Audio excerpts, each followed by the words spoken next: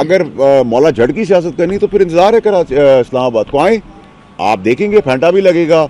Government का option है, ban का भी गवर्नमेंट का ऑप्शन है, गवर्नमेंट का गवर्नर राज का भी ऑप्शन है। तो ये ऑप्शन क्लियर होनी चाहिए। क्यों ढकी छुपी बातें क्यों करें हम?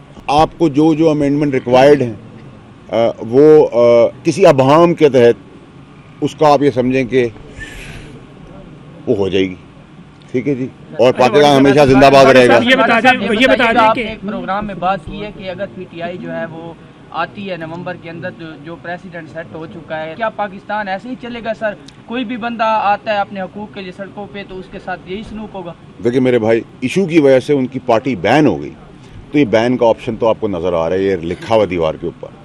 अगर आप मुझसे सवाल करें, मैं आपका गिरबान पकड़ूँ, आपको गाली दूँ, आपको बालों से पकड़ूँ, आपको कैमरा तोड़ दूँ, तो आप रिएक्ट करेंगे।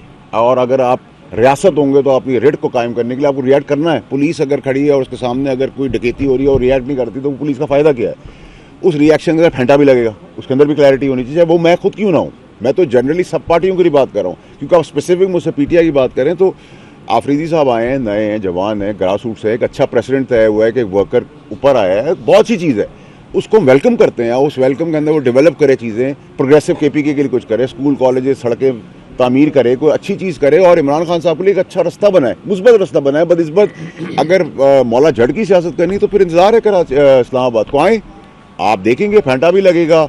गवर्नमेंट का ऑप्शन है, बैन का भी गवर्नमेंट का ऑप्शन है, गवर्नमेंट का गवर्नर राज का भी ऑप्शन है। तो ये ऑप्शन क्लियर होनी चाहिए। क्यों ढकी छुपी बातें क्यों करें हम? 27वीं तरमीम, इस तरमीम का कोई मुसवदा वाज़ेह तौर पर सामने आया है? अगर आया है तो किन किन सियासी जमातों को दिया गया है?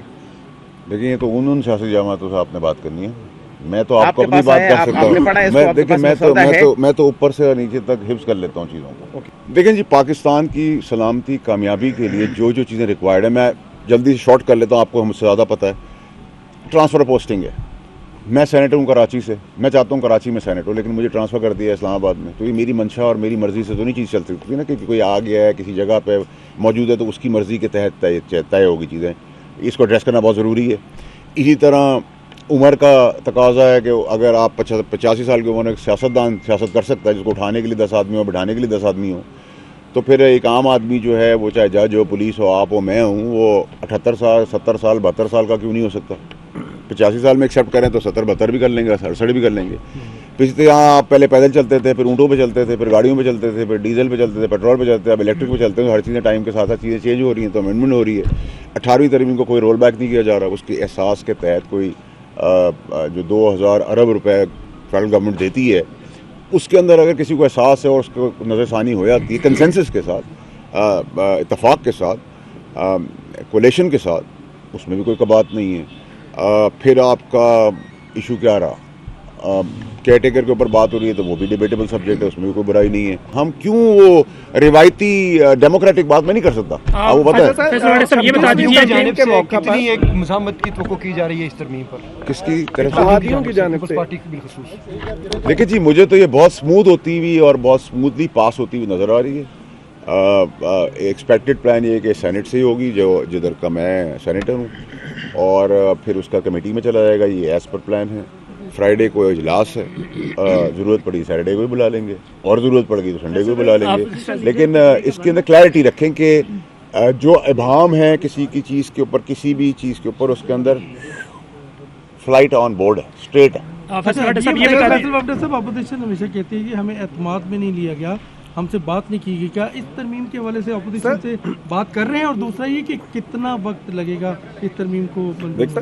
26वीं तरमीम के मौका पर 26वीं तरमीम के मौका पर भी मौलाना फजलुर रहमान साहब के ज़रिए पीटीआई को इत्माद में लेने की कोशिश की थी। क्या इस दफ़ा भी पीटीआई को इत्माद में लिया जाएगा? देखिए, पीटीआई ने अगर अच्छी सियासत करनी तो उनको इत्माद में लेना चाहिए। वो माने ना माने ये उनका हक है, लेकिन उनको लेना चाहिए और उनको वहाँ बैठना चाहिए। लेकिन अगर उन्होंने वही मनफी सियासत करी, नेगेटिव सियासत की और बाइकआउट और वही ट्विटर और अट्टन पट्टन, तो फिर आजकल मौसम बड़ा अच्छा, आपके यहाँ छल्लियाँ बड़ी अच्छी मिल रही हैं, पकौड़े बहुत अच्छे हैं और वो रेवड़ियाँ बहुत अच्छी हैं, तो फिर वो खाएँ। उनकी ज़रूरत तो फिर हमें नहीं होगी। मौलाना फजलुर रहमान हमेशा स्लो फैसला करते हैं। पिछली दफ़ा भी यहाँ पे रात 3-3 बजे तक मीटिंग्स हुई हैं। इस बार क्या उम्मीद है मौलाना फजलुर रहमान से?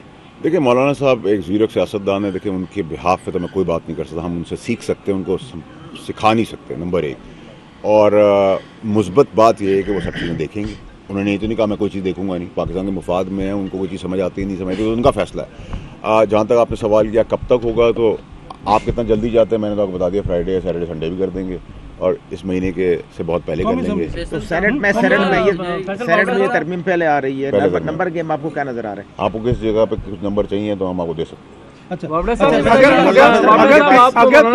रहमान साहब हमारे मुल्क की एक बहुत इंपॉर्टेंट शख्सियत है सियासत के अंदर, अगर वो भी आते हैं, ज़रूरत है नहीं ज़रूरत है, लेकिन अगर आ जाते हैं तो बहुत अच्छी बात है। अगर आप एक चीज़ पास कर सकते हैं 50 नंबर से तो फिर 33 पे क्यों वोट करें? पीपल्स पार्टी जो है वो परेशान आए थे मुलाकात के लिए। कौन आए थे?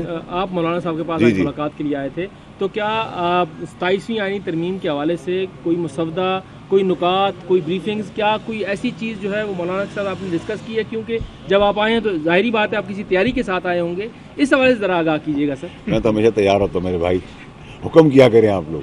देखिए मुसवदा तो गवर्नमेंट का काम है, गवर्नमेंट क्या ये बिल है, तरमीम है उनकी, तो वो उसको करेंगे। मैं गवर्नमेंट का काम तो नहीं कर रहा, मैं तो अपना काम करना है।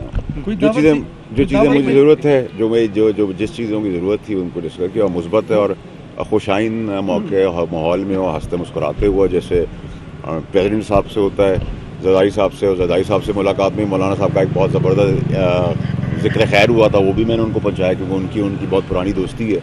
तो बहुत अच्छे खुशगवार माहौल में प्यार और इज़्ज़त एहतराम के साथ ये था, और मैंने आपको लुब्बे लबाब इस प्रेस कॉन्फ्रेंस में सारा बता दिया है। आप लोग बहुत समझदार लोग हैं, मुझसे बहुत ज़्यादा समझदार लोग हैं, तो आपको समझ आ गई है। जब मैंने जहाज़ की उड़ान बता दी, आसमान की तरफ दिखा दिया और आभाम सबका ख़त्म कर दिया, तो I think everything is clear.